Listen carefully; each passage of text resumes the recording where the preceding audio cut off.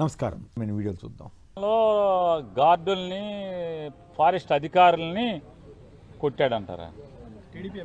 గమ్మత్ ఏంటంటే TDP MLA అంటే పవన్ కళ్యాణ్ గారు ఆ శాఖ మచ్చులు. ఆయన ఎన్నికల ముందు మాత్రం ఆడి తోలు తీస్తాను, ఈడి తోలు తీస్తాను, అది చేస్తాను, ఇది చేస్తానని చెప్పి మాట్లాడాడు. ఇవాళ సాక్షాత్తు మమ్మల్ని తెల్లవారులు జీబులో ఎక్కించుకుని కొట్టుకుంటా తన్నుకుంటా తిప్పారండి అని చెప్పి ఇంతవరకు కేసు కట్టలేదని చెప్పి ఆయన దగ్గరికి వెళ్తే ఏమైంది? ఇప్పుడు ఆయన ఒకటి చెప్పాడు, అరే మరో 15 ఏళ్ళు, ఈ 5 ఏళ్లే కాదు ఇంకొక 15 ఏళ్ళు కూడా మనందరం జెండా మోయాల్సిందే అని పాపం వాళ్ళ కార్యకర్తలకు చెప్పాడు. జెండా మోయటమే కాదు, ఇప్పుడు టీడీపీ వాళ్ళ కేసులు కూడా వీళ్ళు మోయాల్సిన పరిస్థితి. ఏవనగా జనసేన ఇన్ఛార్జిని పెట్టారంట. వాళ్ళ దౌర్భాగ్యం చూడండి పాపం జనసేన వాళ్ళది. ఈ పగోడికి కూడా రాకూడదు అంటే వాళ్ళ జెండాలు మోయటమే కాదు వాళ్ళ పాపాలని, టీడీపీ వాళ్ళ పాపాలను కూడా జనసేన వాళ్ళని మోయమని చెప్తున్నాడు పవన్ కళ్యాణ్. Right, okay. అవి వీడియోలు. ఇక వార్తల్లోకి వెళ్దాం. ఇది ఏపీ వార్తల్లోకి వెళ్ళడానికి ముందుగా ఒకసారి పురుషోత్తమ రెడ్డి గారు చెప్పండి, ఈ ఎస్ఐఆర్ గురించి ఇప్పుడు తెలంగాణలో కూడా వివాదం మొదలైంది. ఇక్కడ కూడా 3-4 లక్షల దొంగ ఓట్లు ఉన్నాయని వాళ్ళు అంటుంటే వీళ్ళు ఓట్ల చోరీ అని వీళ్ళు అంటున్నారు. సో ఏపీలో జరిగిన ఓట్ల చోరీ అనండి, ఇంకోటి అనండి, దాని గురించి మాత్రం ఎవరు ప్రస్తావించకుండా ఇక్కడ తెలంగాణ వరకే మాట్లాడుతున్నారు. మీరు వాట్ ఈజ్ యువర్ కామెంట్? ఖచ్చితంగా కుమార్ గారు అందరికీ నమస్కారం. బేసిక్ గా ఏదైనా ఒక సార్వజనీనమైన అంశం వచ్చినప్పుడు రాజకీయాలు చూడకూడదు, సార్వజనీన సమస్యగానే చూడాలి. ఈరోజు ఎలక్షన్ కమిషన్ ఆధ్వర్యంలో నడుస్తున్నటువంటి ఎలక్షన్ నిర్వహణ తీరుతన్నులు కానీ, దొంగ ఓట్లనే విషయం అంశం కానీ, ఈవీఎంల పనితీరుకు సంబంధించిన క్రెడిబిలిటీకి సంబంధించిన అంశం కానీ, ఎలక్షన్ లో ఎక్కడ మాల్ ప్రాక్టీస్కి అవకాశం ఉన్నా కనీసం అన్ని అపోజిషన్ పార్టీలు ఒకే గొంతుగా ఉండాలి. అప్పుడే దానికి ఒక సార్వజనీయత వస్తుంది. నాకు ఆంధ్రప్రదేశ్లో మాట్లాడితే వాళ్ళకి నష్టం, వీళ్ళకి లాభం, లేదా తెలంగాణ లాభితే నాకెంత లాభం, వాళ్ళకి ఎంత లాభం అయితే చాలా తొందరగానే ఆ సమస్య డైల్యూట్ అయిపోతుంది. ఈ విషయంలో మాత్రం అందరూ జగన్మోహన్ రెడ్డి గారిని ఒక మోడల్గా తీసుకోవాలి. కారణం ఏంటంటే ఆయన మొన్న కూడా రాహుల్ గాంధీ గారి పైన హాట్ లైన్లో చంద్రబాబు గారితో సంబంధాలు మెయింటైన్ చేస్తున్నాడని చెబుతూ అవగాహన ఆయనకుంది. మనం ఏకీభవిస్తామా లేదా దట్ ఈస్ డిఫరెంట్ ఇష్యూ. అంత అవగాహన ఉన్న వ్యక్తి హర్యానా పైన ఎట్లా స్పందించాడు?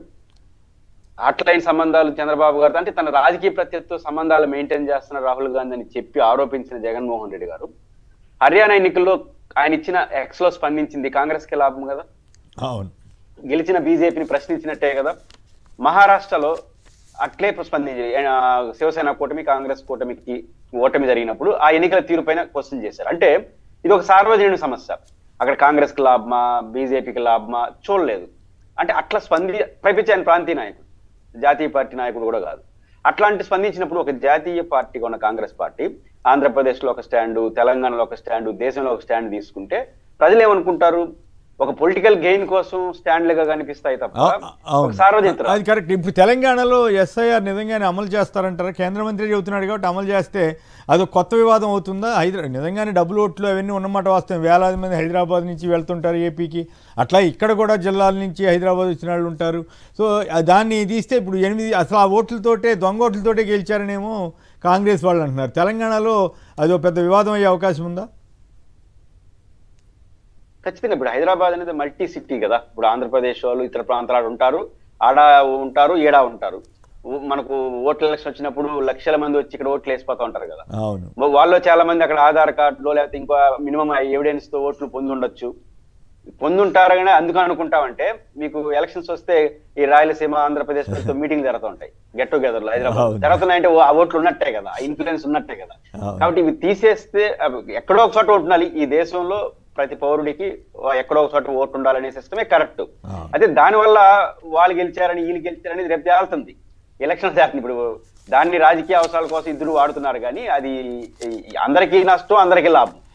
దానివల్ల లబ్ధి పొందడం నష్టపోతాడు, ప్రజాస్వామ్యానికి మంచి జరుగుతుంది. అప్పులు జగన్మోహన్ రెడ్డి గారు అప్పుల గురించి ఆదాయం గురించి డీటెయిల్డ్గా మాట్లాడితే వీళ్ళెందుకు గుండె బాదుకుంటున్నారు? గవర్నమెంట్ కదా చెప్పాల్సింది. అంటే అఫ్కోర్స్ తెలుగుదేశం పత్రిక వాళ్ళు ముద్రపడినప్పటికి కూడా ప్రభుత్వానికంటే ఎక్కువగా వీళ్ళెందుకు గుండె బాదుకుంటున్నారు? అంటే వీళ్ళ గిట్టుబాటు అవుతున్న బట్టేనంటారా పురుషోత్తమ రెడ్డి గారు? కుమార్ గారు, బేసిక్ గా నేను చాలా సందర్భాల్లో చెప్పాను, కూటమి అంటే మీ చాలా మంది దృష్టిలో 3 పార్టీలు. నేను ఆ దృష్టిలో అది కాదు. కూటమి అంటే ఒక 5-6 పార్టీలు, కొన్ని పార్టీలు, కొన్ని పత్రికలు కలిపి కూటమిగా ఉన్నారు కాబట్టి ఒకరి బాధ్యతలు ఒకరు నెరవేరుస్తున్నారు. పెద్ద ఆశ్చర్యపోవాల్సిన అవసరం లేదు. రెండు అంశాలు మీరు ప్రస్తావించారు, ఒకటి పోలవరం, రెండు అప్పులు. కొమ్మినేని గారు జగన్మోహన్ రెడ్డి గారు అప్పులు కాదు, మీరు వాళ్ళు రాసింది మీరు గమనించారో లేదో, నాడు అరాచకం నేడు అభివృద్ధి అంటూ ఒక వార్త రాస్తూ అభివృద్ధిలో ఎంత తేడా, సంక్షేమంలోనూ రెట్టింపు అంటూ నాడు ప్రస్తుతం చంద్రబాబు ప్రభుత్వం కూడా అప్పులు చేస్తోంది, అంతవరకు ఒప్పుకుని రోడ్లు మరమ్మతు చేశారంట, అమరావతి నిర్మాణం చేస్తున్నారంట, పోలవరం ప్రాజెక్టు వేగంగా సాగుతున్నారు. ఇక్కడే తెలిసిపోతుంది కదా వాళ్ళు అబద్ధం ఆడింది నిజం చెప్పింది. పోలవరం ప్రాజెక్ట్ కేంద్రం కదా డబ్బులు ఇచ్చేది, అప్పులతోటి ఎందుకు కడుతున్నారు వీళ్ళు? ఇక్కడ పాయింట్ ఏంటంటే మొట్టమొదటి జగన్మోహన్ రెడ్డి గారు గత 1 year కాలంలో నంబర్ ఆఫ్ ప్రెస్ మీట్లు నిర్వహించారు, సావధానంగా నిర్వహించారు, గంటల తరబడి నిర్వహించారు. వాటిలో ఏ ఒక్కదానికి కూడా ప్రభుత్వం స్పందించదు. చివరిలో ఒక రప్ప వచ్చిన వాళ్ళ సంగతి తెలుస్తాను అని చివరిలో ఒక విలేకరు అడిగిన ప్రశ్న దాని చుట్టూ ఇదేనా అని మాట్లాడతారు. అంటే వారు లేవనెత్తే ఏ అంశానికి ప్రభుత్వం దగ్గర సమాధానం లేదనే దానికి ఇంతకు మించిన ఆధారం లేదు. రెండు, మొన్న ఎక్స్లో ఆయన స్పందిస్తూ అప్పులు, అభివృద్ధి, రాబడి 3 అంశాల గురించి ఆయన ప్రస్తావించారు. గతం, వర్తమానం, భవిష్యత్తు గురించి. వారు ప్రధానంగా 2 అంశాలు ఏం ప్రస్తావించారు? జాతీయ ఆదాయం, జాతీయ అభివృద్ధికి ఆంధ్రప్రదేశ్ గతంలో అభివృద్ధికి దగ్గరగా ఉంది పర్సంటేజ్. ఒక 12% జాతీయ అభివృద్ధి రేటు ఉండింది అనుకోండి, ఆంధ్రప్రదేశ్ కూడా 10%, 11%, కొన్ని సందర్భాలు ఎక్కువ తక్కువ ఉండేది. ఇది ఇన్బ్యాలెన్స్ అయింది ఈసారి వాళ్ళు 9%, 10% జాతీయ ఉత్పత్తిలో ఉంటే ఆదాయంలో ఆంధ్రప్రదేశ్ బిలో 4% పడిపోయింది. మీరు లక్ష్యాలేమో గతం కన్నా బెటర్గా పెట్టుకుంటారు, ఆచరణలో ఉల్టాగా జరుగుతుంది. ఎందుకు జరుగుతుంది? గతంలో లేదు కదా. ఇది ఒకటి. రెండు, మీరు అప్పుల పైన నంబర్ ఆఫ్ ఆరోపణలు చేశారు. మేము చేసింది 3,32,000 కోట్ల రూపాయలు 5 ఏళ్లలో. ఈ లెక్క జగన్ గారిది కాదు, కాగు లెక్క. ఆంధ్రప్రదేశ్ అసెంబ్లీలో తెలుగుదేశం ప్రభుత్వం పెట్టినటువంటి బడ్జెట్ లెక్క. అంటే 3,32,000 కోట్ల రూపాయలు 5 ఏళ్లలో చేస్తే శ్రీలంక అయిపోయినప్పుడు ఇప్పుడు కేవలం 52%, అంటే దాదాపు 1,80,000 కోట్ల దాకా కేవలం 14 నెలల్లో చేసేసినారు. ఇప్పుడు ఏమవుతుంది? గతంలో ఏం చెప్పారు, ఇప్పుడు ఏం చెప్పారు? పోలికి చెప్పినప్పుడు చెప్పాలి కదా. అయితే ఇది పెద్ద చర్చనీయాంశం అయింది. కొమ్మినేని గారు, జగన్ గారు ఎప్పుడైతే ఎక్స్లో స్పందించారైంది, దీనికి తెలుగుదేశం పార్టీ దగ్గర ఆన్సర్ లేదు కాబట్టి వాళ్ళు ఏం ఆన్సర్ తీయదలుచుకున్నారు? అప్పులు ఉన్నాయి కానీ ఆ అప్పులు పెట్టిన ఖర్చు వేరు, ఈ అప్పులు పెట్టిన ఖర్చు అని, అంటే మేము మంచి ఖర్చు పెడుతున్నాం అని చెప్పే కొత్త ధోరణి. ఇంతకుముందు అప్పుల గురించి ఇంకా ఎక్కువ చేసేస్తారని చర్చ లేదు, ఇంకా ఎక్కువ చేస్తారు కదా, మనకన్నా 3 రెట్లు 4 రెట్లు చేయడానికి నిర్ణయించుకున్నారు. కాబట్టి కొత్త పల్లవి ఏంటంటే ఆ అప్పులు పంపకాలకు పెట్టారు, మా అప్పులు అభివృద్ధికి పెడతాం అని చెప్తున్నారు. నా పాయింట్ ఏంటంటే మళ్ళీ అదే టైంలో సంక్షేమానికి ఇంకెక్కువ ఖర్చు పెడుతున్నాం అని కూడా రాసుకున్నారు ఉత్సాహంగా. అదే సంక్షేమం 2 చెప్తారు. ఇక్కడ నా పాయింట్ ఏంటంటే ఇప్పుడు ఆంధ్రజ్యోతి అయినా ఇంకోరైనా ఒక చెప్పనొచ్చు, 3,32,000 కోట్ల రూపాయలు జగన్మోహన్ రెడ్డి గారు అప్పు చేస్తే దాంట్లో 10,000 కోట్లు 20,000 కోట్లు మాత్రమే అభివృద్ధి చేసినాడు, మిగిలినంతా పంపకాలు చేసినాడు. ఇప్పుడు జగన్మోహన్ రెడ్డి గారు, చంద్రబాబు గారు 1,86,000 కోట్లు అప్పు చేస్తే నేను 1,00,000 కోట్ల రూపాయలు పెట్టుబడులుగా మార్చి పెట్టినాడు. చెప్పండి చూద్దాం, ఎక్కడెక్కడ పెట్టారు? వాళ్ళు తీసుకొచ్చిన అప్పుల్ని ఎక్కడెక్కడ పెట్టారు చెప్పొచ్చు కదా. మీరు చెప్తున్న 3 పాయింట్లు ఏంటి? రోడ్లు, 2 అమరావతి, 3 పోలవరం. ఈ 3ట్లో ఈ 1,86,000 కోట్లు ఎంత పెట్టినారు? అసలు రోడ్లు అనేది జాతీయ డబ్బులు అన్ని కలిసి ఉంటాయని మీకు మాకు అందరికీ తెలుసు. 2 అమరావతికి సంబంధించి ఇంతవరకు ముళ్ళ చెట్లు కొట్టడం, నీళ్లు తోడడం, ఈ ప్రాథమిక పనుల్లో ఉండారు. ఇంక ఖర్చు పెట్టేసేది అక్కడ 1,80,000 కోట్లు. ఖర్చు పెట్టింది అంత మనం పోలవరానికి పోలవరానికి సంబంధించినంత వరకు పోలవరానికి రాష్ట్ర డబ్బులు ఎందుకు పెట్టాల్సిన అవసరం లేదు. పైపెచ్చి జగన్మోహన్ రెడ్డి గారు అధికారంలో చివరిలో ఉన్నప్పుడు 12,000 కోట్ల రూపాయలు అడాక్ అమౌంట్ కి కేంద్ర కేబినెట్ తో అప్రూవల్ తెచ్చుకున్నాడు. ఇంకా డయాఫ్రమ్ వాళ్ళ సమస్య పరిష్కారం అయిపోతే డబ్బులు వాళ్ళు ఇస్తారు, మనం ఖర్చు పెట్టచ్చు. ఇక్కడ ఖర్చే పెట్టకుండా ఈ 1,80,000 కోట్లు దాన్ని పెడేసినాం. అంటే ప్రజలకి పోలవరం ఒక సెంటిమెంట్, రాజధాని ఒక సెంటిమెంట్. బహుశా చంద్రబాబు నాయుడు దాంట్లో పెడుతున్నాడేమో, ఈ 1,80,000 కోట్లు చెప్పి 1,00,000 కోట్లు పెడేసినాడేమో అని ఇంపాక్ట్ క్రియేట్ చేయడానికి ట్రై చేస్తున్నారు. ఎన్ని రోజులు చేస్తారు? రేపు లెక్కలు వస్తాయి కదా, పోలవరం లెక్కలు వస్తాయి. అక్కడే నా ప్రశ్న ఏమంటే వాళ్ళకి జనం సంగతి ఎట్లున్నా వాళ్ళకి బాగానే గిట్టుబాటు అవుతున్నట్లుగా ఇప్పుడు ఈ జీవోలు కానీ ఈ సోషల్ మీడియాలో వస్తున్న వార్తలు కానీ, కార్తీక దీపోత్సవం ఈనాడు వాళ్ళు చేసుకుంటే 92,04,000 ఖర్చు పెట్టారట. ఇందాక వెంకటరెడ్డి గారు వీడియో విన్న తర్వాత నాకు తెలిసింది. అది మరి ఆ జీవో కూడా ఆయన చదువుతున్నాడు కాబట్టి అది కరెక్టే అనుకోవాలి. వాళ్ళు కార్తీక దీపోత్సవం జరుపుకోవడం ఏంటి, చంద్రబాబు గారి ప్రభుత్వం డబ్బులు ఇవ్వటం ఏంటి, ఈ స్థాయిలో డబ్బులు ఇవ్వటం ఏంటి, రామోజీరావు గారి వర్ధంతి చనిపోయినప్పుడు 12 కోట్లు ఖర్చు పెడతాం ఏంటి, ఇదన్నీ ఇప్పుడు అవన్నీ గిట్టుబాటు అయినాయి కాబట్టి వీళ్ళు ఇట్లా భజన చేస్తున్నారు అని అనుకోవడానికి అవకాశం లేదంటారా? వాళ్ళకి ప్రభుత్వం ఉన్నప్పుడు ఆర్థిక పరమైన సహకారాలు అన్ని రకాలు వన్ సైడ్ గా ఉంటాయని గతంలో లెక్కలు ఉన్నాయి. మనకు వైఎస్ఆర్ కాంగ్రెస్ పార్టీ అధికారున్నప్పుడు సాక్షికి ఎంత అడ్వర్టైజ్మెంట్లు ఇచ్చారు, ఈనాడికి ఎంత దరిదాపుల్లో ఇచ్చినారు, ఈనాటికి సాక్షికి దరిదాపులు ఇచ్చారు. ఇప్పుడు ఎంత ఇస్తున్నారు? రివర్స్ లో ఇస్తున్నారు. అంటే దీన్ని బట్టే తమకు అనుకూలంగా ఉన్న పత్రికల పట్ల ఎలా ఉంటుంది ప్రభుత్వం సహకారం ఇస్తుంది అనేది నేను వాళ్ళకి వచ్చే సహకారానికన్నా వాళ్ళు బాధ్యతగా తీసుకుంటున్నారు. మనమంతా కూటమి కదా, మన పార్టీలు పత్రికలు వేరు కావచ్చు, కానీ ఆంధ్రప్రదేశ్ లో కూటమిగా వ్యవహరిస్తున్నారు. మా బాధ్యత మీ బాధ్యత మీ బాధ్యత. ఇప్పుడు తెలుగుదేశంలో జరుగుతున్న పొరపాట్లు మీ బాధ్యత ఎందుకు? ఇప్పుడు ఎమ్మెల్యేలు తప్పు చేస్తే ఆ పార్టీ చూసుకుంటుంది. ఆ తప్పులు కూడా మీరు భుజాన వేసుకొని దాన్ని సంస్కరించి, అంటే తెలుగుదేశంలో జరిగే మరకలను కూడా సంస్కరించుకోవడం, అప్పుల్ని వాళ్ళు చెప్పని ఇంటర్ప్రిటేషన్ వీళ్ళు చేయడం, ఇవన్నీ ఏంటంటే మన బాధ్యత తీసుకుంటారు. ఇది మన బాధ్యత కదా, మన ప్రభుత్వం కదా అని. కాబట్టి ఇది నేను నెంబర్ 1 అనుకుంటున్నాను. వాళ్ళకి అందే సహకారం అట్టా అందుతుంది, దాంట్లో ఏం పెద్ద సందేహించాల్సిన అవసరం లేదు. మీకు కార్తీక దీపం ప్రజలు చేసుకుంటారు. అసలు రామోజీరావు గారు వర్ధంతినే చేసినాం కదా, కార్తీక తీయడం తప్పే ఉంది. ఒక లైవ్ టెలికాస్ట్ల కోసం ఒక పత్రికకి అసెంబ్లీ లైవ్ టెలికాస్ట్ దూరదర్శన్ ఉంది కదా, దూరదర్శన్ మనం ఫుటేజ్లు తీసుకొని అన్ని పత్రికలకు ఇచ్చేవచ్చు కదా. దానికి కూడా మనం ఒక పత్రికకి ప్రత్యేకంగా 2 లక్షల కాంట్రాక్ట్ ఇవ్వడం అంటే అర్థం ఏంటంటే ఆ అచిత లాభాన్ని చేకూర్చడం. మనకు వాళ్ళకి మనం క్విట్ ప్రోకో లాంటిదే కదా. అంతే మనకు మీరు మీకు నేను మాకు అన్నట్టు. ఇది కేవలం టీవీకి ఇచ్చినటువంటి అమౌంటే. ఇంక మరి పేపర్కి అయితే ఎన్ని కోట్లు ఇచ్చారు? 5 కోట్లలో ఉంటుంది కదా, సెంటీమీటరే లక్షల్లో ఉంటుంది కాబట్టి, ఖరీదు వేలల్లో ఉంటుంది కాబట్టి. రైట్. ఇక శివశంకర్ గారు చెప్పండి, ఈనాడు ఆంధ్రజ్యోతి వాళ్ళు ఎందుకు మోస్తున్నారన్న దానికి ఇప్పుడు పూర్తి ఆధారాలు దొరికినట్లేనా? భజన చేయటంలో కూడా అర్థం పర్థం లేకుండా పోలవరానికి కూడా డబ్బులు అప్పు పెడుతున్నట్టుగా ఇవాళ జగన్ గారికి సమాధానం ఇవ్వవలసినటువంటి ప్రభుత్వం ఇవ్వకుండా వాళ్ళేమో విషప్రచారం అంటాం, వీళ్ళు విషప్రచారం అని రాయటం. మరోవైపు ఏమో ఈ రకంగా కార్తీక దీపోత్సవాలకు కూడా భారీ ఎత్తున లక్షల డబ్బులు తీసుకోవటం. మీకేమనిపిస్తోంది? అలాగే ఆంధ్రజ్యోతికి సంబంధించి కూడా ల్యాండ్ అని అదని ఇదని వచ్చినాయి కదా వార్తలు. నమస్తే సార్, మీకు అదేవిధంగా సాక్షి వీక్షకులకి, పురుషోత్తం ఉన్నట్టు అందరికీ నమస్కారములు. మీరు ఈనాడు పత్రికను, ఆ ఎల్లో పత్రికలన్నీ కూడా ఈ మురికి పత్రికలు అని అంటాం కదా, ఈ మురికి పత్రికలు చంద్రబాబు నాయుడు తెలుగుదేశం వేరుని మనం ఎలా అనుకుంటాం సార్? అందరు కూడా ఒకటే. ఈ మురికి పత్రికలు అనేటువంటివి చంద్రబాబు తల్లో వాళ్ళ యొక్క హృదయంలో ఉండేటువంటివి, వాళ్ళంతా ఒకటే. మనం వేరుగా చూసి అబ్బో ఈ పత్రిక రాస్తుందని అనుకోవడం లేదు. ఇంకోటి మీరు అన్నట్టు ఇందాక మా సహచరుడు మిత్రుడు వెంకటరెడ్డి వీడియో పెట్టినట్టు కార్తీక దీపానికి అయితేనేమి, తర్వాత ఆ ప్రతి ఒక్కరి దానికి ఇచ్చిన దాన్ని బట్టి. ఇంకోటి మీరు ఇందాక గమనించి మీరు చెప్పారు కదా, రామోజీరావు గారు ఆయనేమో భారతదేశ ప్రధాని కాదు, మాజీ ప్రధాని కాదు, మాజీ ఎంపీ కాదు, ప్రభుత్వ సలహాదారు కూడా కాదు. అటువంటి ఆయన చనిపోతే ప్రభుత్వంతో మంత్రులందరినీ కూడా కమిటీలు వేసి దాదాపు 12 కోట్ల రూపాయల అఫీషియల్ గా దానికి మీటింగ్ ఖర్చు పెట్టి, అదే విధంగా మిగతా పేపర్లకు కూడా అడ్వర్టైజ్మెంట్లు ఇచ్చి మొత్తం ప్రభుత్వ యంత్రాంగం అంతా కూడా అక్కడ కూర్చొని ఆయనకు భజన చేసిన రోజే ఆ యొక్క వర్ధంతి సభ అంటారా, లేకపోతే ఇక్కడ చనిపోయినప్పుడు సంస్మరణ సభ, ఆ సభ పెట్టినప్పుడే మనకు అర్థమైంది ఈనాడు పత్రికకు యజమాని. ఈనాడు పత్రిక అంటే చంద్రబాబు అంటే ఈనాడు. వీళ్ళ యొక్క బాధలు, వీళ్ళ యొక్క అన్ని కూడా కప్పు పెడుతూ బయటికి జనాలను మోసం చేసేటువంటి ఆ పత్రిక యజమాని చనిపోతే ఇంత చేయడం అంటే దాన్ని బట్టి అర్థం చేసుకోవాల్సి సింపుల్ గా ఏం హక్కు ఉందని. ఎందుకట్లా? నీకు ప్రేమ ఉంటే కనుక మీ సొంత ఖర్చులతో మీ హెరిటేజ్ దాంట్లో ఖర్చు పెట్టుకో, లేకపోతే కనుక మీ ఇంట్లో పెట్టుకో, వాళ్ళ యొక్క స్టూడియోలో పెట్టుకోండి. ప్రభుత్వ ప్రజల ఖర్చుని, ప్రజల ధనాన్ని తీసుకెళ్లేసి అప్పుల్లో ఉన్నటువంటి ఆంధ్రప్రదేశ్ పెట్టినప్పుడే మనం అర్థం చేసుకోవచ్చు. అలాంటి వాళ్ళు వీళ్ళ గురించి పొగడతలు రాయకి ఏం రాస్తారు అనుకోవచ్చు. ఇంకోటి, ఈరోజు నిన్న జగన్మోహన్ రెడ్డి గారు ట్విట్టర్లో పెట్టినటువంటిది ఇది మొదటిసారి కాదు.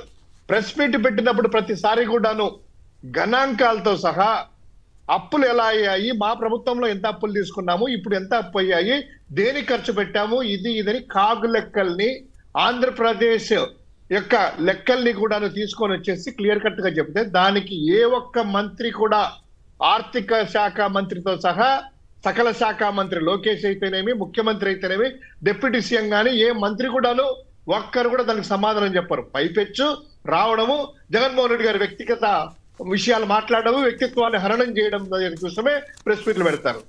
ఈ రోజు నిన్న పెట్టినటువంటి ఆ ట్వీట్ కి 191,000 కోట్ల రూపాయలు అప్పులు చేసి ఏం చేశారయ్యా, జీడిపి ఎంత ఉంది, జిఎస్డిపి ఎంత ఉంది, కేంద్రం ఎంత ఉంది, గ్రోత్ రేటు మంది ఎంత ఉందని గణాంకాలతో సహా power point presentation slides public domain లో పెట్టి నేను మాట్లాడితే ఏ ఒక్కరు కూడాను ఐటీడీపీ దగ్గర నుంచి ఏ ఒక్కరు సమాధానం చెప్పలేక దానికి ఉంటే ఈ రోజు ఈ యొక్క మురికి పత్రిక ఒకటి తీసుకొని వచ్చింది పెట్టి ఏంటంట నాడు అరాచకం అంట నేడు అభివృద్ధి అంట. సరే అబ్బో బానే ఉంది, అరాచకం ఏదో చూద్దాం, అభివృద్ధి ఏదో చూద్దాం, ఏం లెక్కలు ఇచ్చారు ఈ 191,000 కోట్లకి డివైడ్ చేసేసి పాయింట్ల పరంగా టాస్కుల పరంగా దీనికి ఇంత ఖర్చు పెట్టాం దీనికి ఇంత ఖర్చు పెట్టామని మొత్తం ఒక వైట్ పేపర్ అంటారు కదా, అది రిలీజ్ చేశారేమో అని చూసేసి నేను కూడా పత్రిక చూస్తాను మీరు మాట్లాడేటప్పుడు ఇందాక చూస్తే వాళ్ళు ఏం రాశారు, అభివృద్ధిలో తేడా అంట సంక్షేమంలో తేడా అంట. సరే అభివృద్ధిలో ఏం చేశారో ఆయన చూస్తే గత జగన్ ప్రభుత్వం అప్పులు చేసింది కానీ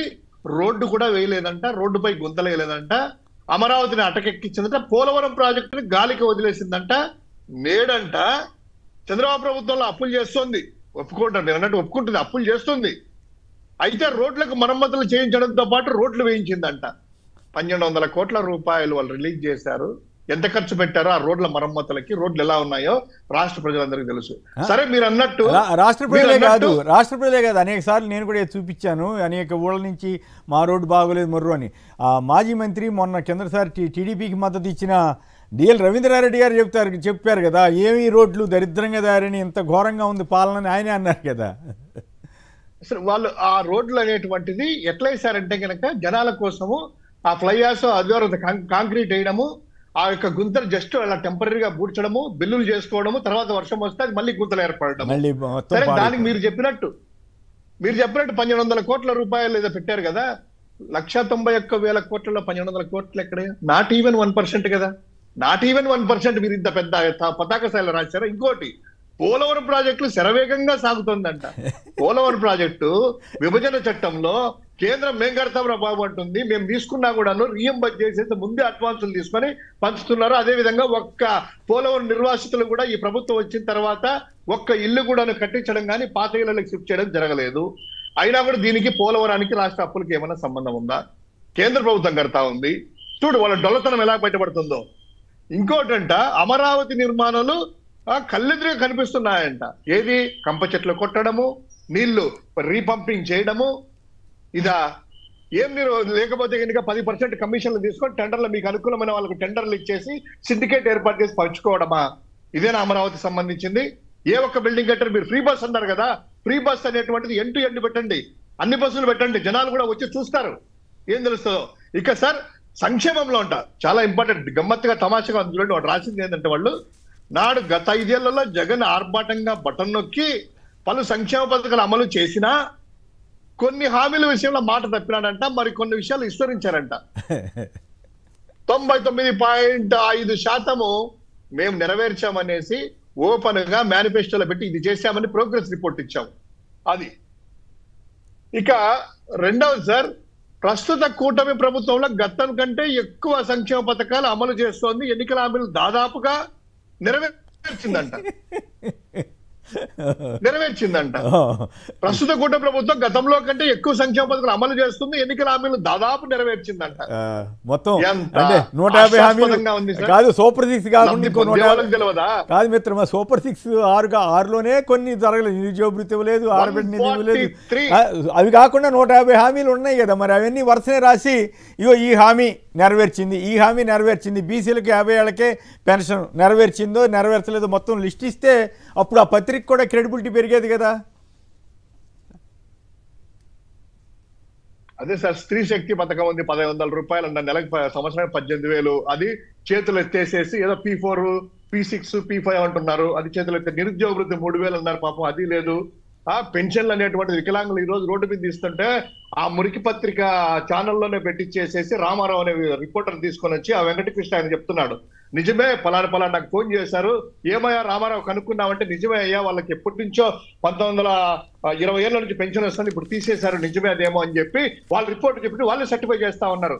అంటే ఈ రోజు ఇబ్బడిబుబ్బడిగా పెన్షన్లు పీకేస్తూ 50 ఏళ్ళకి పెన్షన్ అనేటువంటిది గాలికి వదిలేసేసి, నిరుద్యోగ వృత్తి గాలికి వదిలేసేసి, ఆర్టీసీలో ఏదో సంవత్సరం తర్వాత అయిబట్టి తల్లికి వందనంలో 6,000 3,000 రూపాయలు కూడా ఇచ్చేసేసి, అది కూడా ఒక సంవత్సరం సక్సెస్ఫుల్ గా ఎగరగొట్టి, అన్నదాత సుఖీభావాలో మేమిద్దాం ఎంతమందికి ఇచ్చాం, ఇప్పుడు ఎంతమందికి ఇచ్చారు అది కూడా లేదు, అది ఒక సంవత్సరం ఎగ్గొట్టి, ఏం చేశారా మొదటి సంవత్సరం అప్పులు ఒక్క పథకం కూడా అమలు చేయలేదని జగన్మోహన్ రెడ్డి గారు అడిగితే ఈ మురికి పత్రిక ఇచ్చినటువంటి సమాధానం ఇది. దీన్ని బట్టి అర్థం చేసుకోవచ్చు అప్పులు ఏమైనా 1,91,000 కోట్ల రూపాయలు ఆయన అంటున్నాడు కదా. అంటే వైట్ పేపర్ రిలీజ్ చేస్తా జగన్ గారి మీద అని చెప్పి ఈ వైట్ పేపర్ ఒకసారి చంద్రబాబు నాయుడు గారు రిలీజ్ చేయొచ్చు కదా సార్. మొత్తం ఎంత తీసుకున్నాము, దీనికి ఖర్చు పెట్టాం, దీనికి ఎంత పెట్టాం అని చెప్పి అందరి నెంబర్లతో సహా మేము పెట్టేవాళ్ళము.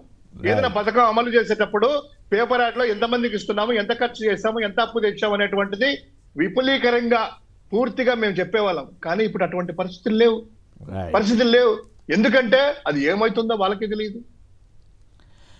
రైట్. అంటే పెన్షన్ గురించి మీరు ప్రస్తావించారు. వాళ్ళ శ్రీకాకుళంలో పాపం ఇద్దరు దంపతులు ఈ నోటీసులకే బలవన్మరణం అని కూడా వార్త వచ్చింది. చాలా దురదృష్టకరం కదా. ఎస్ సార్, ఇది చాలా దుర్మార్గమైన సార్. ఆ ప్రజాశక్తిలో కూడా ఇందాక చూశాను, మెయిన్ హెడ్డింగ్ లో పెట్టి ప్రజాశక్తిలో పాపము వాళ్ళకి 42 సంవత్సరాలు 45 సంవత్సరాలు అప్పారావు అని ప్రైవేట్ టీచర్ గా చేస్తా ఉంటే కళ్ళు పోయేసి దాదాపు అంగవైకల్యం వచ్చి ఉద్యోగం మానేసుకొని చెప్పలేక ఇంటి దగ్గర కూర్చొని ఉంటే అప్పుడు పెన్షన్ అనేటువంటిది ఏర్పడితే 80% వరకు దాంట్లో మెడికల్ రిపోర్ట్స్ ప్రకారం ఇంత ఉంది సైట్ అని చెప్పి అది అక్కడ అంగవైకల్యం పర్సంటేజ్ ఉంటాయి కదా, వాళ్ళకి ఇచ్చేసి పెన్షన్ గత టైంలో నుంచి వస్తా ఉంది. వాళ్ళు భార్యాభర్తలు దాని మీదనే జీవనం కొనసాగిస్తూ ఉన్నారు. మన నోటీసులు ఇచ్చారట.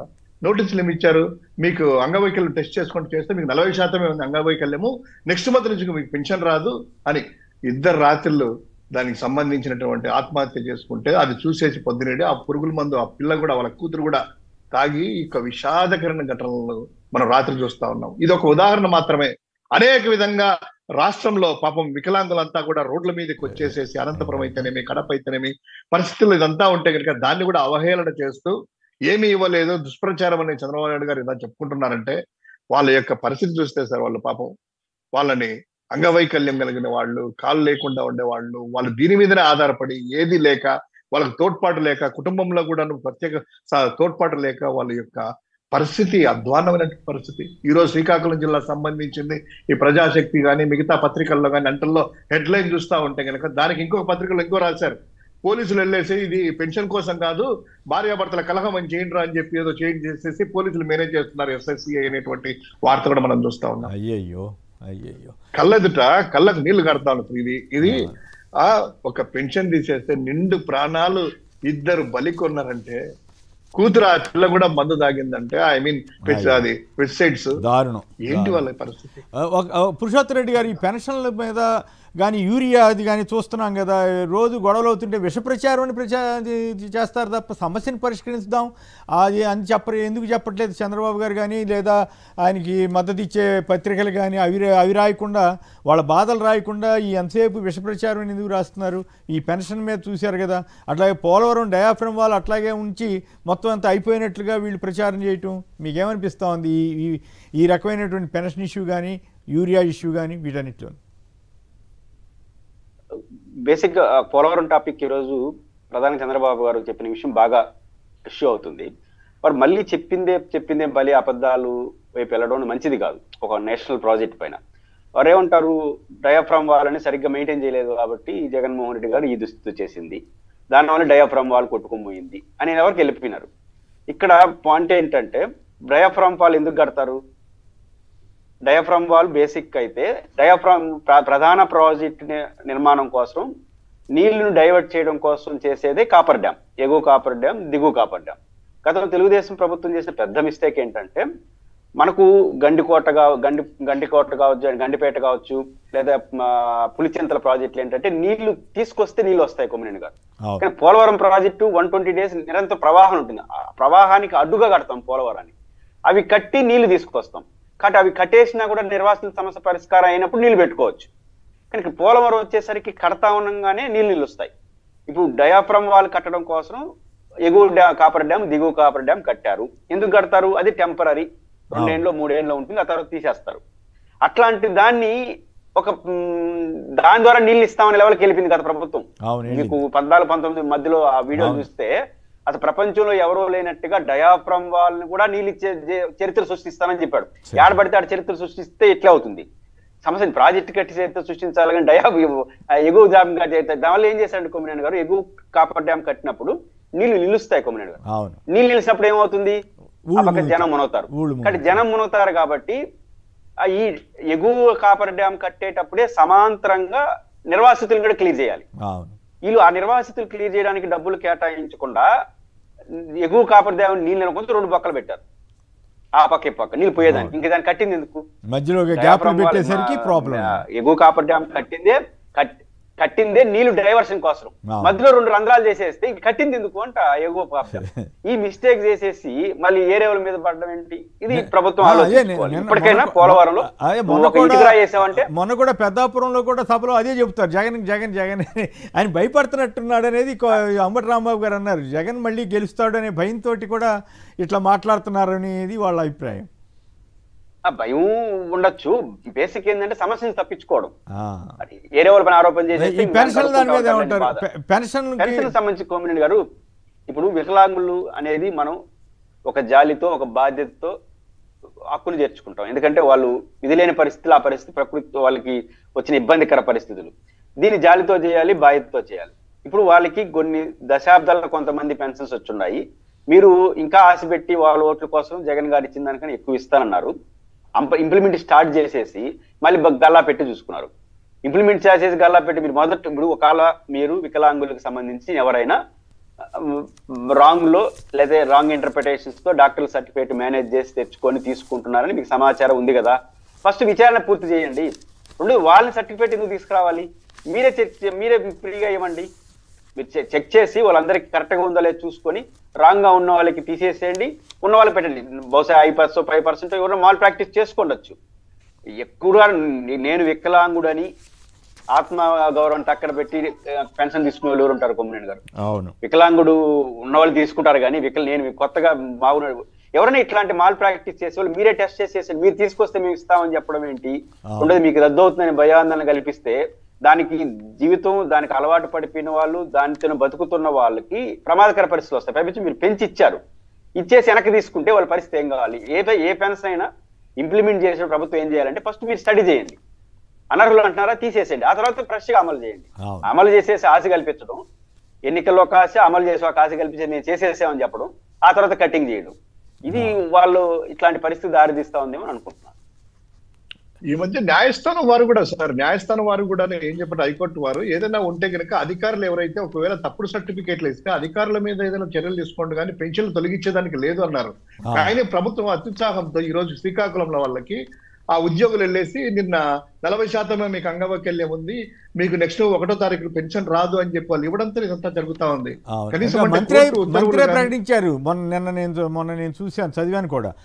కొండపల్లి శ్రీనివాస్ గారు అన్న మంత్రి ప్రకటించాడు. ఆయన మరి ఆ శాఖ మంత్రి కాదు నాకు గుర్తులేదు కానీ, బట్ ఆయన ఏమన్నాడు, నోటీస్ వచ్చిన వాళ్ళకి వచ్చే నెలలో ఈ పెన్షన్ రావు అని ప్రకటించారు. అది దాంతో మొత్తం రాష్ట్ర వ్యాప్తంగా గత కొన్ని రోజులుగా ఆందోళన జరుగుతుంటే దుష్ప్రచారం అనేమో వైసీపీ మీదో సాక్షి మీదో విమర్శలు చేస్తే ఏం ఉపయోగం చంద్రబాబు గారు ఆ సమస్యను పరిష్కరించకుండా అన్నది పాయింట్.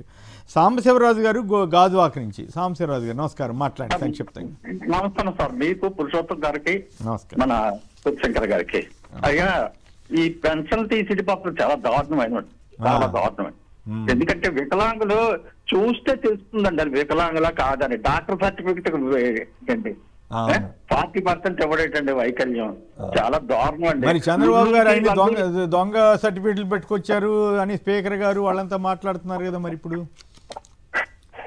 ఇప్పుడు అది కాదండి, లల్లుకి వాళ్ళకి కోట్ల రూపాయలు దొబ్బెడుతున్నారండి లుల్లులకి. పదజాలం వాడేటప్పుడు పద్ధతిగా వాడండి, అట్లాంటి పదాలు వాడమండి. ఈ కోట్ల రూపాయలు వాళ్ళకి ఇస్తున్నారండి. వాళ్ళకి ఏమైందండి? ఏ క్లాసు 99 రూపాయలకి ఎకరం భూమి ఇచ్చి, అది కూడా 1000 కోట్ల లాభం వచ్చే కంపెనీలకి, అది కూడా 1000 కోట్ల లాభం వచ్చే కంపెనీలకి ఇస్తున్నారు. సామాన్య ఒక వికలాంగుడికి ఇస్తే ఏం పోయింది? ఎందుకు ఇందాక మీరు చదివి వినిపించాను కదా, ఒక ఈనాడు వాళ్ళకి ఈటీవీ వాళ్ళకి కార్తీక దీపోత్సవం కోసం 95 లక్షలు ఇచ్చారంట. అట్లాగే ఇంకొక పేపర్కి లైవ్లు ఇచ్చినందుకు రోజుకు 2 లక్షలు ఇస్తున్నారంట యావరేజ్న. అట్లా ఉంది. కానీ ఇక్కడికి వచ్చేసరికి పాపం ఆ పెన్షన్ వాళ్ళకేమో ఈ రకంగా చేస్తున్నట్లుగా మనకు అర్థమవుతా ఉంది. మరి ఆ జీవోలు అన్నీ కరెక్ట్ అయితే కనుక చూస్తే బాధ అనిపిస్తుంది కదా. మీలాంటి వాళ్ళు ఖచ్చితంగా బాధపడతారు. పురుషోత్తమ రెడ్డి గారు చెప్పండి, ఆంధ్రప్రదేశ్ స్పెషాలిటీ దేశంలోనే నెంబర్ 1 రిచెస్ట్ సీఎం, అత్యంత ధనిక సీఎం చంద్రబాబు. సో గర్వకారణమే కదా.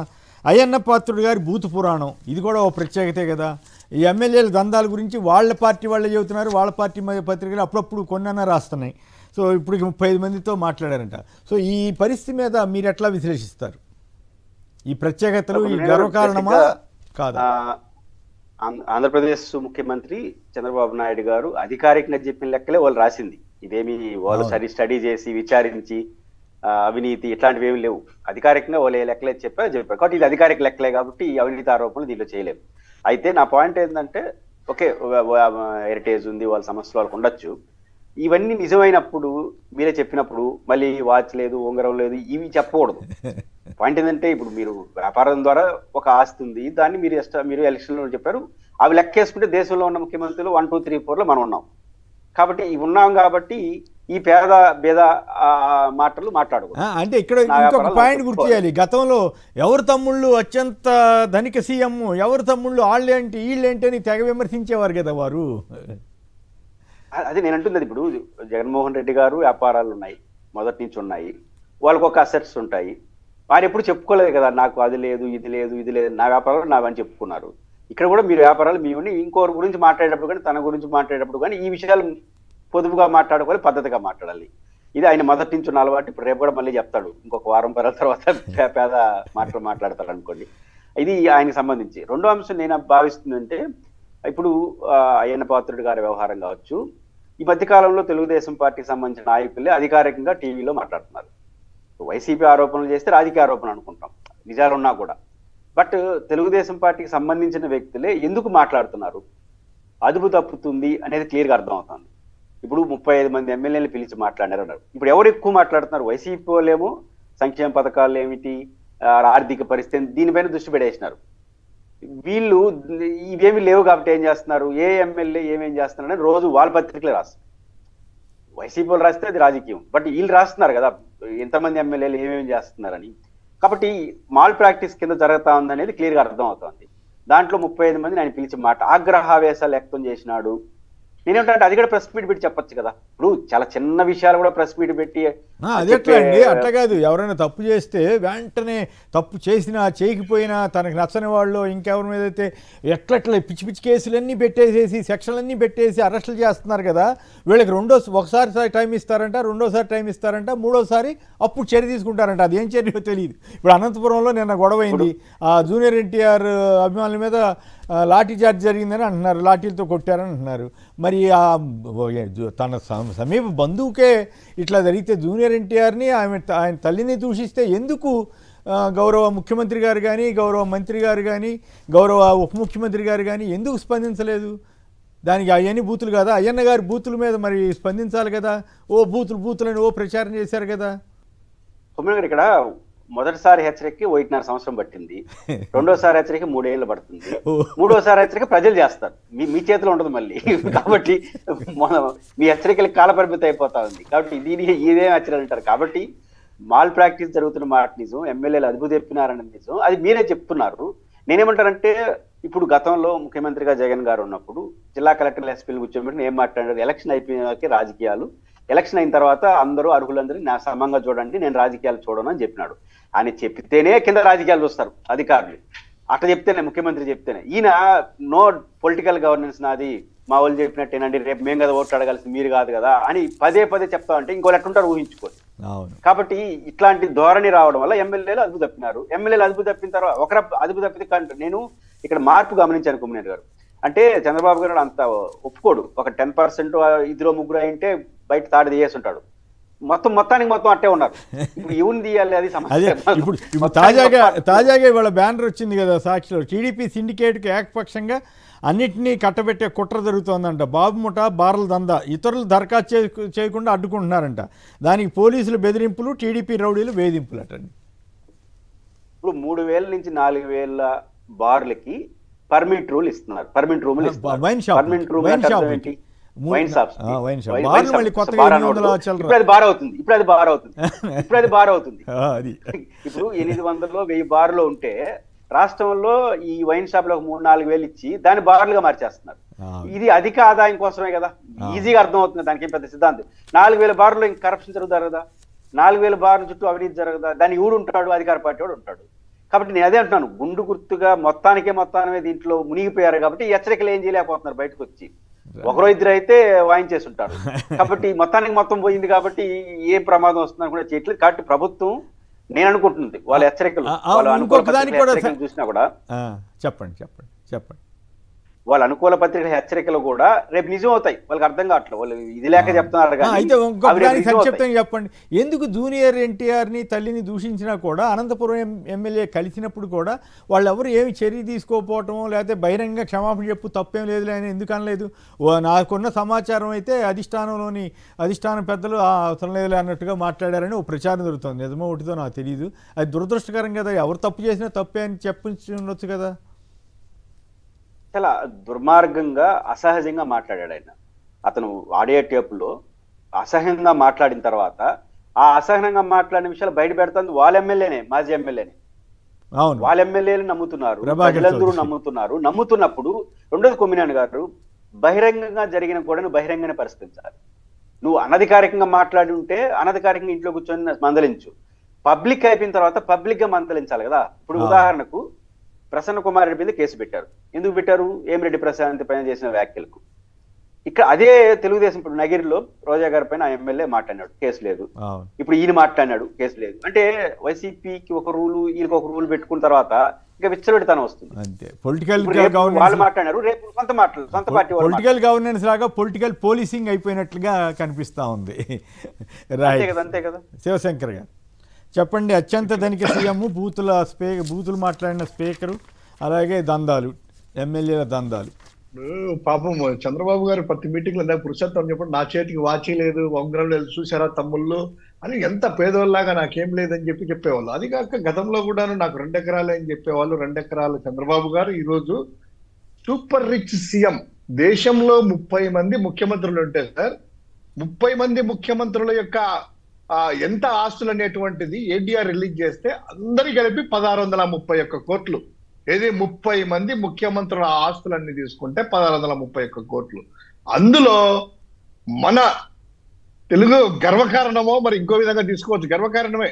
అటువంటి చంద్రబాబు గారు మన ఆంధ్రప్రదేశ్ సీఎం గారి ఆస్తులు ఎంత అంటే 931 కోట్లు.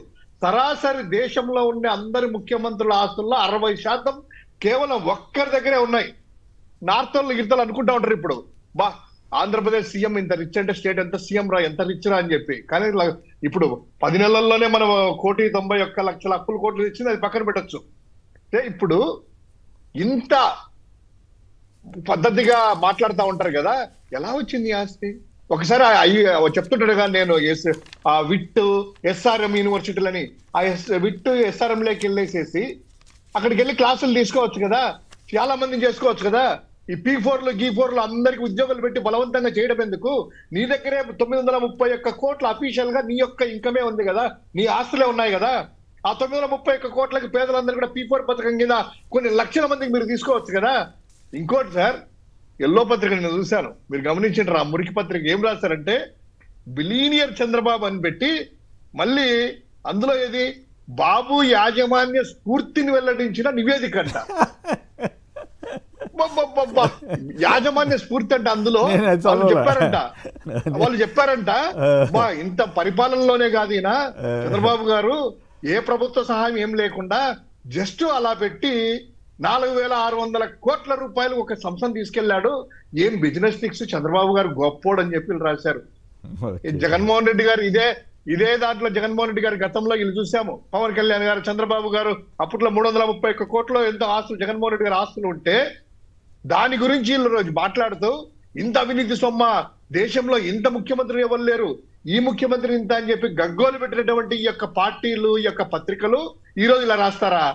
ఒక్క ప్రభుత్వ ఇన్సెంటివ్ లేకుండా సొంతంగా పత్రిక పెట్టుకొని సొంతంగా వ్యాపారాలు చేసేసి, ఎప్పుడు రాజశేఖర రెడ్డి గారు ముఖ్యమంత్రి కాకముందు నుంచి పవర్ ప్లాంట్లు పెట్టి, సండూర్ పవర్ ప్లాంట్లు పెట్టి బిజినెస్ లేకి దిగినటువంటి ముఖ్యమంత్రి పనిచేసే జగన్మోహన్ రెడ్డి గారిని మీరు అవహేళన చేసి ఇలా మాట్లాడరే. ఈ రోజు అంట స్ఫూర్తి అంట, స్ఫూర్తిదాయకమంటే యాజమాన్యం. ఆహా, ఓకే, అది ఒకటి సార్. ఇక రెండవది, ఎందుకంటే ఇది అందరికీ తెలుసు ఆయన 2 ఎకరాల నుంచి ఏ విధంగా వచ్చారు ఏంటి అనేటువంటి అఫీషియల్ గానే ఆస్తులు ఇది, ఆయన అఫిడవిట్ లో ఆస్తులు ఇది. అవి పక్కన పెడితే ఎంతనో మిగతా వాళ్ళందరికీ తెలుసు. ఇక రెండవది అయ్యన్న పాత్రుడు గారిది సార్, స్పీకర్ గారిది నేను సోషల్ మీడియాలో కూడా చూశాను. మీరు అన్నట్టు ఆ వీడియో మీరు ప్లే చేయలేరు, నేను చెప్పలేను. అది సెన్సార్ వాళ్ళు కూడాను, ఎవరు కూడా లేడీస్ కూడా ఉన్నప్పుడు ఎవరు కూడా ఆన్ చేసి వినలేరు. అంత బండ బూతులు మాట్లాడుతా ఉంటే ఒక స్పీకర్ స్థానంలో ఉన్నటువంటి ఆయన ఈ రోజు జగన్మోహన్ రెడ్డి గారు పోలీసులు సక్రమంగా డ్యూటీ చేయండి, డ్యూటీ చేయకపోతే యూనిఫామ్ తీసేసి యూనిఫామ్ బట్టలు తీసే ఇచ్చేస్తానని చెప్పి వార్నింగ్ ఇస్తేనే పోలీస్ సంఘాలు, అనిత గారు, ఉప ముఖ్యమంత్రి పవన్ కళ్యాణ్ గారు, లోకేష్ గారు, మంత్రులు అందరూ కూడా క్యూ కట్టి ప్రెస్ మీట్లు పెట్టి పోలీస్ సంఘాలు ఇమ్మీడియట్ గా చేస్తారా మా సడాకా చూపిస్తా ఉన్నారు కదా. ఈ మైన బడ్డబూతులు మాట్లాడితే పోలీస్ సంఘాలు ఏం చేస్తున్నాయి, హోంమంత్రి గారు ఏం చేస్తున్నారు, ముఖ్యమంత్రి గారు ఏం చేస్తున్నారు, వీళ్ళందరూ ఏమయ్యారు? పత్రికలు ఎందుకు ప్రచురించలేదు? అంటే మీరు ఇష్టం వచ్చినట్టు మాట్లాడినా ఏ స్థానంలో ఉన్నా కూడా అదే ఓకే, కానీ పద్ధతిగా సక్రమంగా డ్యూటీలు చేయండి అయ్యా, పార్టీలు చూడొద్దు. మీకు ఒకవేళ అలా చేస్తే కనుక మా ప్రభుత్వంలోకి వచ్చిన తర్వాత మీ యూనిఫామ్ తీస్తామంటే అది పెద్ద బూత్ అంట. ఏం జరుగుతుంది సార్ ఇది? అదే విధంగా ఈ బూతు పురాణాలే కాకుండా మిగతా మీరు అన్నట్టు ఈ యొక్క తీసుకుంటే ఎమ్మెల్యేల యొక్క 35 మంది ఎమ్మెల్యేలు కాదు సార్, దాదాపు 164 మంది కూడాను అదే తంతు వ్యవహరిస్తున్నారు. చికెన్ అనేటువంటిది కోళ్ళ దగ్గర చికెన్ అమ్మకుంటే చికెన్ షాపుల నుంచి దందాలు వసూలు చేసింది మీ జర్నలిజం 45 ఏళ్ళు ఉంటుంది సార్. ఎప్పుడన్నా ఒక వార్తన్నా విన్నారా, చూసారా, రాశారా? ఈ రోజు ఆళ్లగడ్డలో మొదలయ్యి నంద్యాలకు వచ్చి అదే విధంగా గురజాలకు పాకి పల్నాడులో కూడాను ప్రతి ఒక్కరు కూడాను చికెన్ షాపుల్లో కూడా దందాలు వసూలు చేస్తూ నెలవారీ కాసు కృష్ణారెడ్డి గారు, కాసు మహేష్ రెడ్డి గారు చెప్తే విన్నాను, నేను కూడా విన్నాను. అక్కడ చికెన్ షాపుల మీద పెత్తనం అంట కదా. అంటే కాదేది సబ్బు బిల్ల అగ్గి పుల్ల, కాదేది అనర్హం కవిత కన్నట్లు ఆదాయానికి ఇది అని కాకుండా ఏదైనా కూడా ఇక్కడ చేస్తున్నటువంటి వ్యవహారాలు చూస్తున్నాము. అదేవిధంగా ఈరోజు ఆ యొక్క జూనియర్ ఎన్టీఆర్ గారి తల్లిని, స్వయాన ఎన్టీ రామారావు గారి కోడల్ని, హరికృష్ణ గారి సతీమణిని వీళ్ళ ఎమ్మెల్యే బండ బూతులు మాట్లాడి అరాచకమైనటువంటి పద్ధతుల్లో వాళ్ళు బిహేవ్ చేస్తే ఆ మాటలు ఆడియోది అది కూడా రికార్డు చేసి వినిపించినటువంటి వాళ్ళు, దాన్ని ఇచ్చినటువంటి వాళ్ళు మాజీ ఎమ్మెల్యే, మీ పార్టీ ప్రముఖ నాయకుడు. అటువంటి వారి మీద కనీసం అంటే ఇంతవరకు పత్రికల్లో కానీ ఇదైనా ఊరికి రాయడమే కానీ ఒక్కరైనా చర్యలు తీసుకున్నారా? అదే వేమిరెడ్డి ప్రశాంత్ రెడ్డి గారి మీద కోవూరు ఎమ్మెల్యే, మాజీ ఎమ్మెల్యే అలా అన్నారని దాని గురించి భువనేశ్వరి గారు ఫోన్ చేసి పరామర్శించడము, ట్వీట్ చేయడము. భువనేశ్వరి గారి దగ్గర నుంచి, హోంమంత్రుల నుంచి, ముఖ్యమంత్రి నుంచి, ఉప ముఖ్యమంత్రి దగ్గర నుంచి రాష్ట్రంలో మహిళా లోకమంతా కూడాను అందరికీ ఫోన్లు చేసి చేయండిరా ఉద్యమాలు, చేయండమ్మా అని ఆమెను ఉద్యమాలు చేయించారే. తెలుగుదేశం పార్టీ అంతా కూడా రోడ్ల మీదకి వచ్చిందే పార్టీలకు అతీతంగా అని చెప్పి మీ పార్టీ కాకుండా జనసేన వాళ్ళందరూ కూడాను ఈ రోజు మీ ఇంటి కోడల్ని, అయ్యా బాలకృష్ణ గారు, అమ్మ భువనేశ్వరమ్మ, మీ యొక్క తండ్రి గారి కోడలు, మీ వదిన గారిని ఈ విధంగా బండబూతులు మాట్లాడుతా ఉంటే కనీసం ఎందుకమ్మా నోరు ఇప్పరు? కనీసం ట్విట్టర్లోనే ఖండించారని చూస్తే కనీసం ట్విట్టర్లో ఖండించలేదు. ఆ పార్టీ ఆ యొక్క ఎవరైతే మీ ఎమ్మెల్యే ఉన్నారో ఎమ్మెల్యేని పిలిపించింది కానీ ఇది కానీ లేదు. ఇంకెక్కడ సార్? ఇక్కడ పోలీసింగ్ ఉంది. అదే ప్రశాంత్ గారికి ఒక న్యాయము, ఎన్టీ రామారావు గారి కోడలికి ఒక న్యాయమా? మీ కుటుంబ సభ్యురాలనే ఇలా దూషిస్తా ఉంటే అయినా కూడా పర్వాలేదు, మనకు నచ్చకపోతే మన కుటుంబ సభ్యురాలైనా పర్వాలేదు, ప్రతిపక్ష పార్టీ అయినా పర్వాలేదు, ఎవరైనా పర్వాలేదు అనేటువంటి కొత్త సంస్కృతి తీసుకొని రావడం ఎంతవరకు సహజం? ఈ రోజు వాళ్ళని అంటారు, రేపు మిమ్మల్ని అంటారు, రేపు నన్ను అంటారు, రేపు మిమ్మల్ని ఉంటారు. మీ యొక్క మెడకే ఆ పాము అనేటువంటిది, మీ యొక్క కూరలు అనేటువంటిది మీ మెడకే చుట్టుకుంటాయని హెచ్చరిస్తా ఉన్నాం. మంచి పద్ధతి కాదు సార్. అవును, దురదృష్టకరం. మరి ఎందుకో మరి చంద్రబాబు గారు కానీ లోకేష్ గారు కానీ డైరెక్ట్గా చెప్పుండొచ్చు, బహిరంగ క్షమాపణ చెప్పు, తప్పు నువ్వు చేసిందని ఎందుకు అనలేదు ఇప్పటివరకు అనకపోవటం? మీరు అన్నట్లుగా ప్రతి చిన్ననాటికి పెద్ద ఉద్యమాలే చేయించేశారు కదా. ఒకళ్ళు ఎవరన్నా ఏదో పొరపాటున ఒక పదం వాడినందుకే పెద్ద ఉద్యమాలు చేసేసి గందరగోళాలు చేసిన వాళ్ళు ఇప్పుడు కిక్కురు మంటల ఎంతమంది ఎమ్మెల్యేలు, మంత్రులు, స్పీకర్లు బూతులు మాట్లాడినా చాలా వీణుల విందుగా ఉంటుందో ఏం పాడు మరి వాళ్ళు.